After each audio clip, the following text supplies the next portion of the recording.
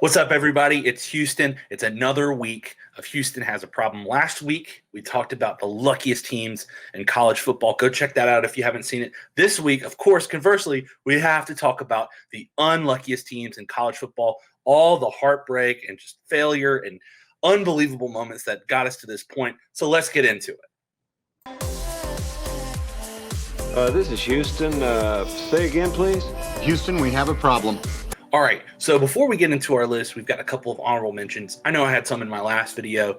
This week, we got a couple names that I at least want to throw in this list, and they at least deserve to be on there, or they may not want to be considering they're so unlucky. But the first honorable mention, all the way out from Fixer-Upperville, Waco, Texas, the Baylor Bears. Now, I could have talked about a game back in the early 2000s where Baylor lost on the final play of the game just trying to run up the score, and they fumbled, and UNLV ran it back, and they won the game on the final play of the game. But I'm actually going to talk about 2019, Oklahoma-Baylor, Big 12 on the line. Baylor is trying to get into national prominence again after all they've faced, and they're up 28-3 at halftime and blow the lead and lose 31-28. Subsequently, they once again lose to Oklahoma in a close overtime game a second time that year and aren't the same after Matt Rule leaves. So I definitely think this was the impetus for them falling back down, and Baylor definitely deserves to at least have a small mention on our unluckiest teams list. Next is one of multiple members of the SEC, and one of the newer members of the SEC, honestly controversial in itself considering they're not really in the Southeast, but the Missouri Tigers, nonetheless, have been victims of countless times, whether it's the kickball that Nebraska caught at the end of the game for the upset bid to fall short for Missouri, or many other times when they were in the Big 12. But the moment I have to talk about is the 2013 miracle in Mizzou for the South Carolina Gamecocks over the Missouri Tigers. I couldn't stand this moment. Look at my garb here. I'm wearing Clemson stuff. So it drove me nuts seeing Connor Shaw come off the bench and lead the Gamecocks back from being down 17-0 with a hurt shoulder to win in overtime on a missed field goal, doinked it off the upright. South Carolina wins. Luckily, Missouri was able to go to the SEC championship game, but that changed the course of the rest of the year for Missouri for the rest of the year. And they could have been at least in the hunt for the national title had they made that field goal and won the game. Next up, we have our number 5 team on this list, one of the entries from the ACC, a game that I was at, a team that I've seen a lot, the NC State Wolfpack. There's a lot of moments for the Wolfpack that could have made it on here, but I think none synonymous more than the 2016 Miracle in Death Valley that I personally call it. NC State had the game won. They were kicking a 33-yard field goal to win the game. That's a chip shot for most kickers. Instead, it's wide right. They go into overtime. Deshaun Watson scores. And the very next play, first offensive play for NC State, they throw an interception to Marcus Edmonds. And the rest is history. Clemson wins the national title. NC State has to just live with this. It's kind of rough. Sorry, NC State. Next up, we have our number 4 entry on the unluckiest teams of all time, the Texas A&M Aggies. Now, I could have picked some other moments in the SEC. They've been very unlucky, but you cannot pick another moment. This is the only team on the list that has to live with the fact that they've lost to their rival the last time that they have ever played. They're not playing currently. They have a Cold War with Texas, and they lost the last time they played, 27-25 to a mediocre Texas team at that. Case McCoy, I think it was Case McCoy. It was a McCoy brother. Colt McCoy's brother led them down all the way down the field. Mediocre Texas team wins on the field goal, and now Texas A&M has to live for the rest of their days knowing that Texas won on their home field the final time that they played the Lone Star Showdown.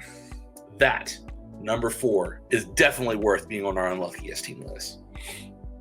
We have our number 3 entry, a team from the Big Ten, a team I feel bad for, honestly. I like them. They're one of my favorite teams in the Big Ten, is the Wisconsin Badgers. And the year is 2011.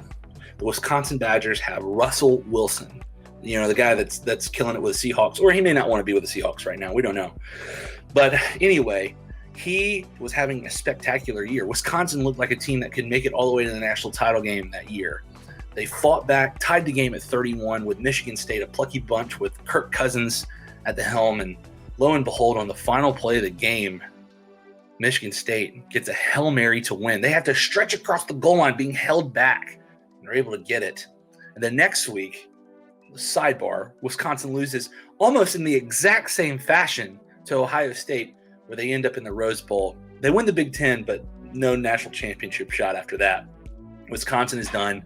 And, paired with so many other moments, lands them at number 3 on our list. Now that we've made it through the Big Ten, we go to our number 2 team. One of my personal favorites. I have an Oregon Ducks hat in my cabinet or my closet. I love the Oregon Ducks. I want them to be successful. They've made it to 2 national title games in my lifetime, but I've also seen the heartbreak firsthand for the Ducks. Number 2, the Oregon Ducks, and it pains me to talk about their loss in the 2011 national title game to the Auburn Tigers.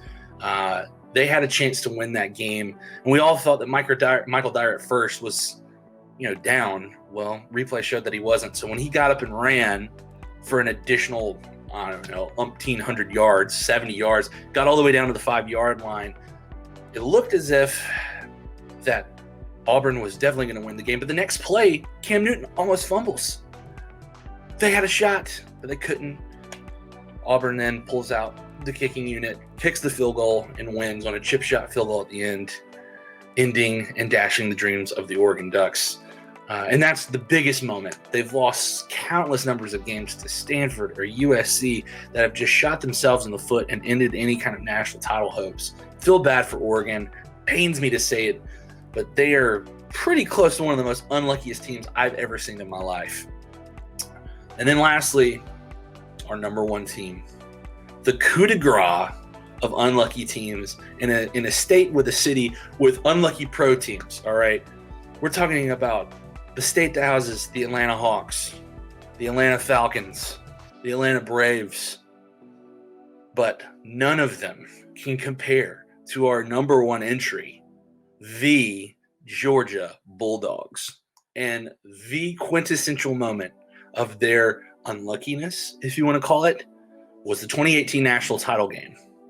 I mean, look, you had a chance to win your first national title since 1980. Alabama benches their quarterback, puts in this young guy named Tua Tagovailoa. What does he do? He goes ham in the second half, throws a bomb for a touchdown in overtime, and just literally takes the soul of your fan base in plain sight. And I mean, there's countless of other examples, losses to Florida, Tennessee, South Carolina, Clemson even. Georgia just can't buy a break. And it's kind of funny. I'm not going to lie. It's really funny to watch. But I have to acknowledge it's really unlucky sometimes. So they are without a doubt our number 1 most unlucky team of all time. So that's our list. Go check us out. If I left anybody off, let me know. Let me know in the comments what you think. If there's any other teams that need to be on there, like, subscribe, share with your friends, your family, your mom, your dad. Who cares? If you love college football, share this content around, and we'll talk about this and other college football aspects going forward. And also, don't forget to tune into the Morgan Thomas Show. You'll see me, Big Alan Morgan, every Tuesday night, starting at 8 o'clock. Plenty of college football and Clemson content to go around there as well. But if you like it, like and share. We'll talk to you next time.